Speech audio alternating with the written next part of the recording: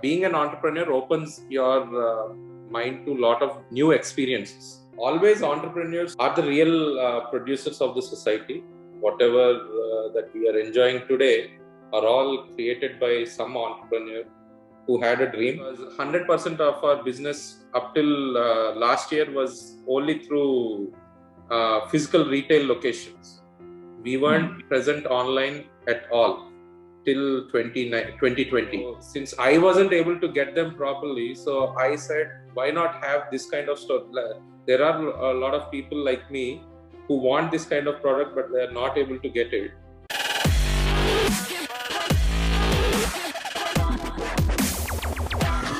For the future generation, we are going to do a big deal of favor. I have traveled to more than 20 countries across 4 continents in the world. Hello everybody, welcome to Entrepreneurship Simplified. This show is going to introduce you to those brilliant ideas and the biggest entrepreneurs who will help you to simplify the entrepreneurship through their real life situations, challenges, failures and successes, so that you don't need to repeat the same mistakes. Rather, focus on your growth to realize your dream of becoming an entrepreneur much faster. And this show is being done in association with Young Indians. Young Indians is a movement for Indian youth to converge, lead, co-create and influence India's future. YI is playing a proactive role in India's development process. If you want to take part of India's growth and be successful, YI is a place to be. Bear in mind, this show has no script. Everything you hear on the show is heart-to-heart with real-life experience. And today's guest is from retail industry, a second-generation entrepreneur with expertise into multi-branded outlet of footwear.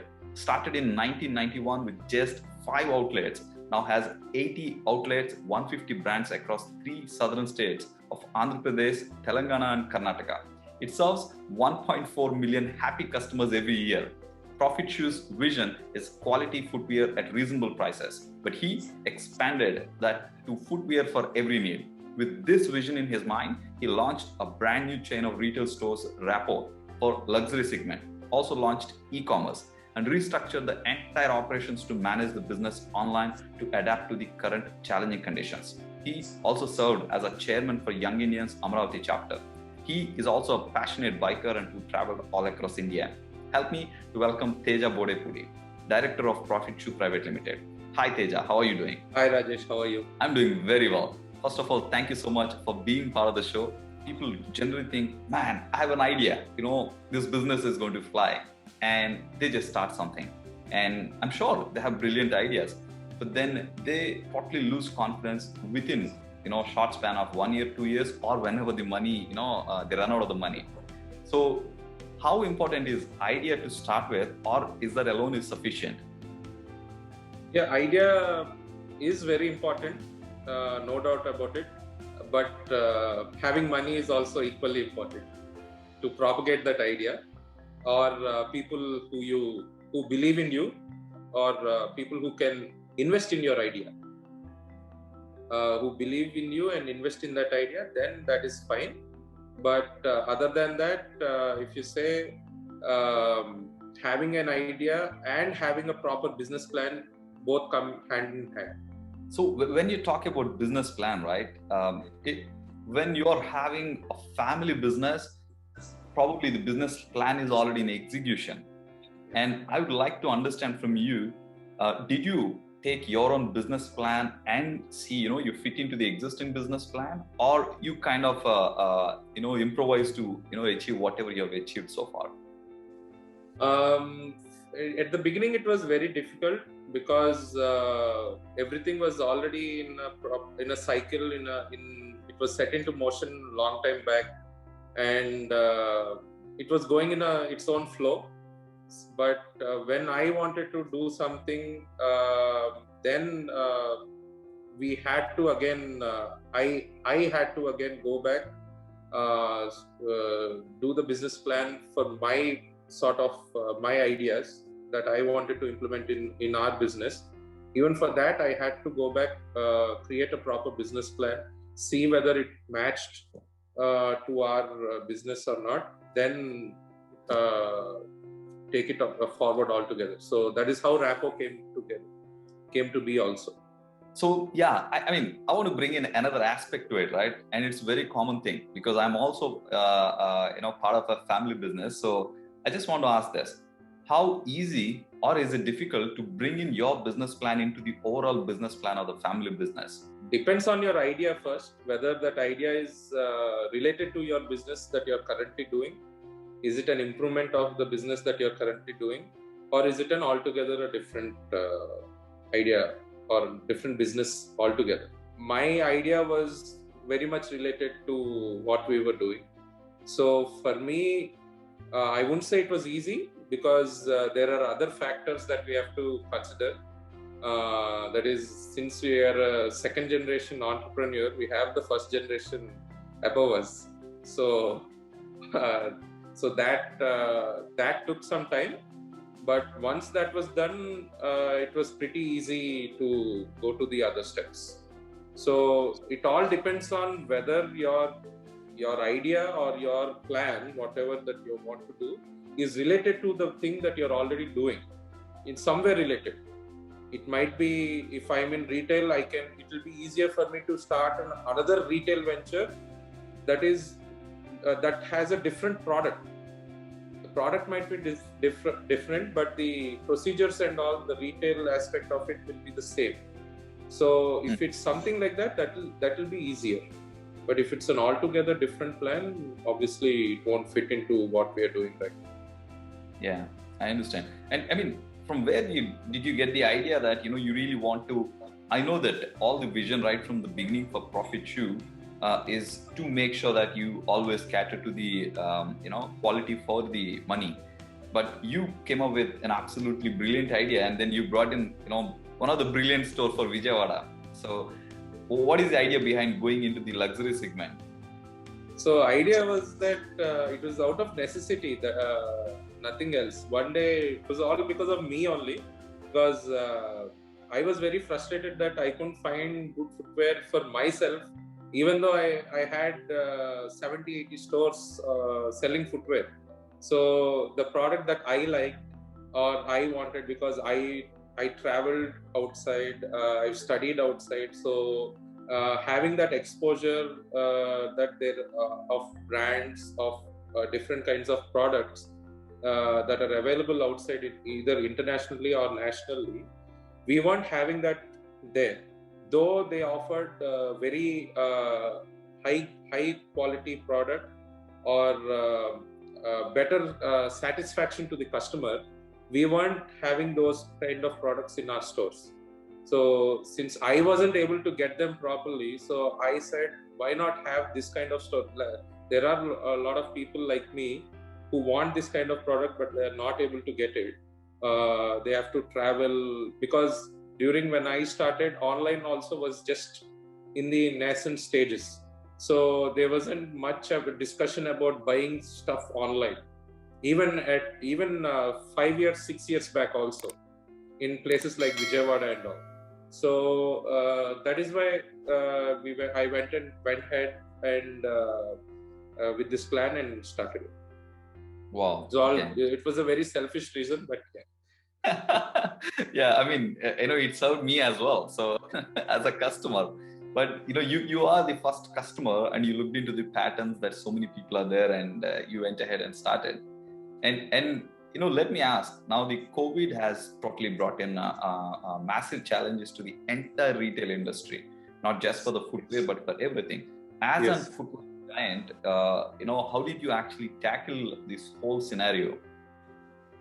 It wasn't very easy. It took a lot of time. COVID has changed the entire game, the entire perception of the industry. Steps that we took, obviously we started our own e-commerce platform, e-commerce store called on the name of Rapport itself. Apart from that, we've made our stocks, our stores also. Few of our stores we started selling it online through WhatsApp. We started using WhatsApp in a big way, actually, to reach the local customers. So what we did is we made broadcast lists of all the customers that regularly visit our stores, store-wise. Each store individual, the manager made broadcast lists. We send products in that broadcast list to the customers, photos of new products came and all that. So it was all jugaad basically. Going with the flow at that time, we had this difficulty and how to overcome it. That was the only thing that we saw. And mainly it is all about concentrating on online business and reaching the customer digitally. Yeah, I think people have got used to it now. Frankly speaking, buying online, whatever we never used to buy online before, now people are comfortably buying it because of the current challenging conditions and all. And I mean, what do you think once this COVID comes back? Do you think the footwear industry will still come back to the old, retail-wise? If you see, some of them are physically there, some of them are online. So do you think once the COVID comes back, the situation will be back to normal, or you will continue to have majority going through the online? Even though COVID is over, will be over in the coming future, the business that happened during 2019 for physical retail stores is not going to be the same after COVID. That's for sure. But there is a percentage of people who prefer to shop going to a physical store rather than shop online, because for footwear it might be a blessing in disguise for brick and mortar retailers, because 100% of our business up till last year was only through physical retail locations. We weren't present online at all till 2020. Footwear is very different subject rather than clothing. Clothing, you can, if you have the same size, you can buy it online. The fit might be very, very minimal. The difference might be very minimal. But footwear is a different ball game altogether, because your left foot and right foot are completely different. So you have to wear it, see it, walk in it. Then only you will know for sure whether that shoe is the right fit for you or not. So if people who prefer that kind of experience would rather come to a physical store, check it out and buy, rather than ordering it online, wearing it, not liking it, sending it back, reordering something else. But a percentage of people will be stuck online itself. We will altogether we lost few customers to online business. Yeah. I think what you said is absolutely true. I mean, I would love to actually try the shoe and then see if it is okay, then only I take it. But yeah, as you said, maybe even though small percentage goes off, the business is going to come back.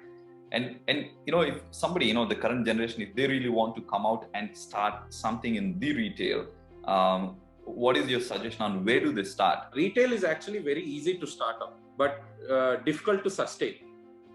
From my experience, I think you're also a retailer, so you'll know it. So it's very easy to start, but as the days go by, like situations like what we are seeing right now, so this kind of thing happens, it will be quite difficult to sustain the same output. Are we talking about the obviously when we keep going, you sustain for more than 80 stores. That's a huge achievement by itself.